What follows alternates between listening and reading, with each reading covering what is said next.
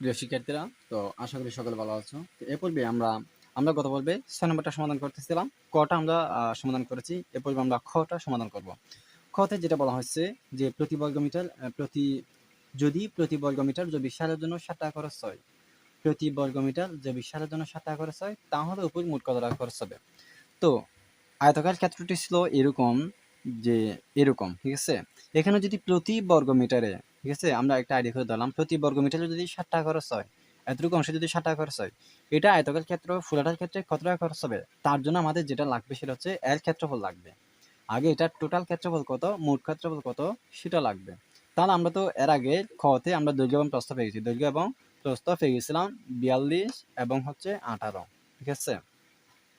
দৈর্ঘ্য প্রস্থ থাকলে তো আমরা ক্ষেত্রফল বের করতে পারি, কারণ দৈর্ঘ্য গুণ প্রস্থ মানে হচ্ছে ক্ষেত্রফল। তো আমরা আগে এটা দৈর্ঘ্য প্রস্থ গুণ দিয়ে ক্ষেত্রফল বের করবো, তারপরে দেখবো যে এখানে কত ক্ষেত্রফলে কত বর্গমিটার আছে, ঠিক আছে।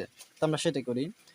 ক হতে পাই বাগানটির দৈর্ঘ্য সমান 42 মিটার এবং প্রস্থ সমান 28 মিটার, যেটা আমরা কতে পাইছিলাম সেটা এখানে লিখছি।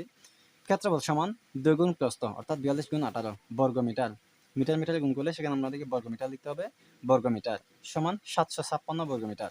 42কে 18 দ্বারা গুণ করলে 756 হয়।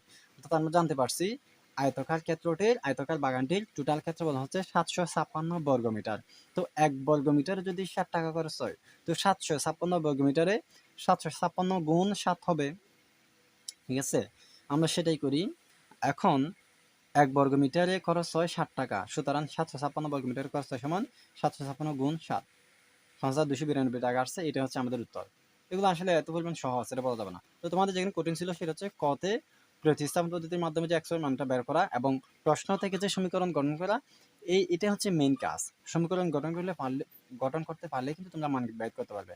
তো মানে সবার কাছে যেটা কঠিন লাগে সেটা হচ্ছে প্রশ্ন থেকে প্রশ্নটা বুঝে সেখান থেকে সমীকরণ গঠন করাটাই হচ্ছে সবার কাছে মোটামুটি একটু কঠিন লাগে। সেটা কয়েকবার প্র্যাকটিস করলে তোমরা পারবে আশা করি। তো খটা খুবই ইজি ছিল, এটা তেমন কিছুই না। আমরা সেটা খুব সহজে সমাধান করছি। তো আশা করি আমি তোমাদেরকে বোঝাতে পারছি। ভালো থাকবে, সুস্থ থাকবে। দেখা হচ্ছে পরবর্তী ক্লাসে। আল্লাহ হাফেজ।